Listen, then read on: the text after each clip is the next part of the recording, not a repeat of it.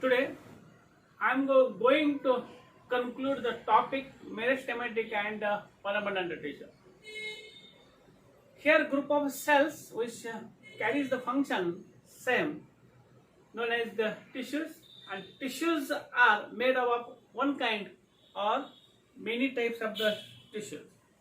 Their origin is the same structure and functions. They are having same or a different one. On the basis, the tissues are classified into the two groups. One is a meristematic tissue, another is a permanent tissue. Meristematic tissue are the having the power of divisions. They are the living one. They are the isometric. The cells are having a uniform thickness, nucleus with dense cytoplasm, small vacuoles are present, compactly arranged, and they divide all side divisions.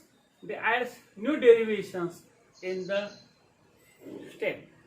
These are the found in the terminal region or apical region of the main stem or lateral branches, main root or the lateral roots. The meristematic tissues having the different functions, they are original from the different origins. On the basis, the position, they are classified into the three groups: apical meristem, lateral meristem, and intercalary meristem. They have different theories, that is the apical cell theory, histogen theory, and tunica corpus theory. On this basis, the simple tissue, that is the meristematic tissue, they are having divisible and they are the immature cells. The second tissue, that is known as the permanent tissue. Permanent tissues are developed due to the additions of the derivatives of the new cells by the meristematic tissue. This tissue further not dividable and becomes mature. Such tissues, they are known as a permanent tissue. Here, permanent tissue categorized into the two main groups, that is a simple tissue and a complex tissue.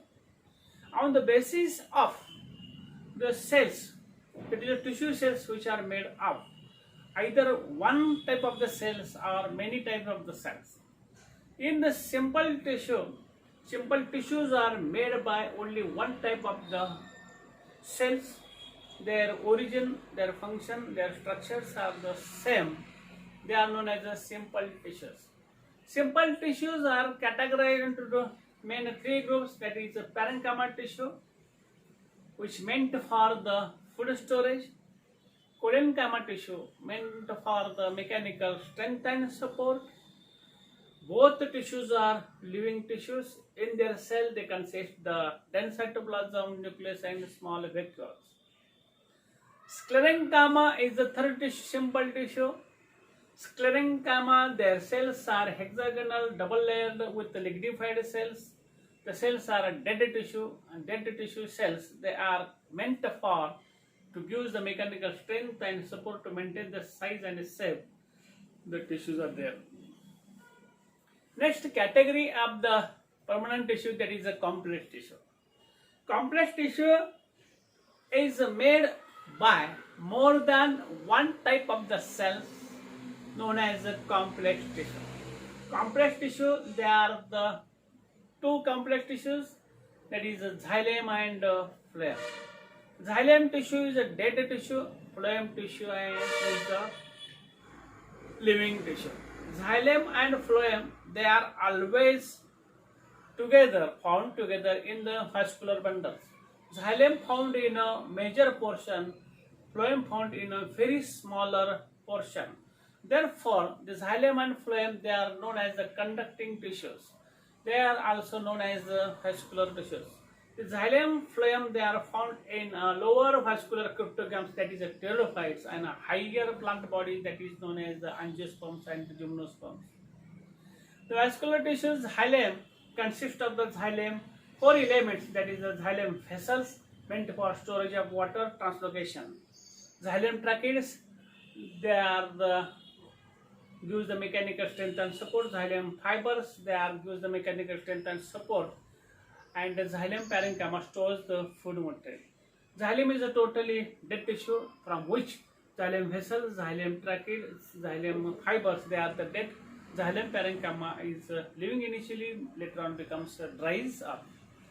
The xylem vessels are present only in angiosperms.